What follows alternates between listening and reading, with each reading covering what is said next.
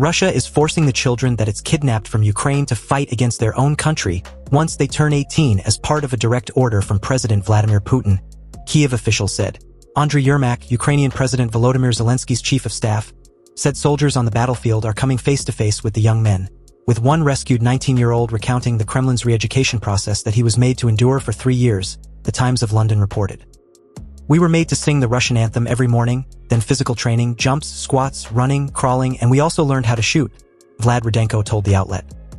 The 16 and 17-year-olds were given dummy rifles and the older ones used live ammunition, he added. Rudenko was one of the many children who were taken from their homes when Russian soldiers stormed through the southern town of Kherson in October 2022. He was only 16 when the foreign troops found him hiding in his mother's apartment, taking the boy by gunpoint and transferring him to a re-education camp in occupied Crimea, where he and other children underwent combat training.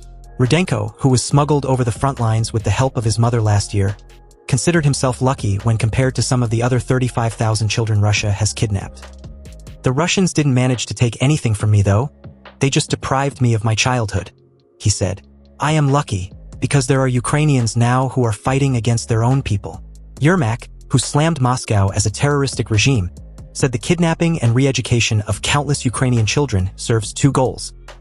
The first is for Russia to fill its ranks with expendable soldiers as Moscow continues to beef up its military numbers in the face of hundreds of deaths a week along the front lines. The second is far more sinister: to force Ukrainian soldiers to fight against their own children, Yermak said.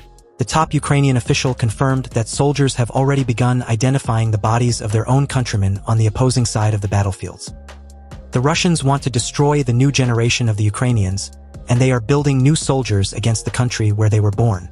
"It is terrible," he said. "Putin's goal is that he doesn't want Ukraine to exist." Experts at the Yale Humanitarian Research Lab helped Kyiv raise the alarms of Russia's mass kidnapping and re-education ploy last month.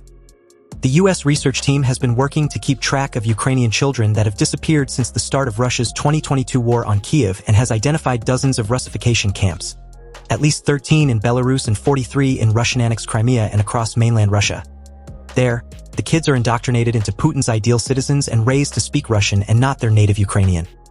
Some of the children have been shown on Russian state TV being paraded around Moscow, with even the Kremlin's Children's Rights Commissioner, Maria Lvova-Belova, publicly bragging about adopting a boy from the city of Mariupol, which was seized in 2022 following a bloody, months-long siege.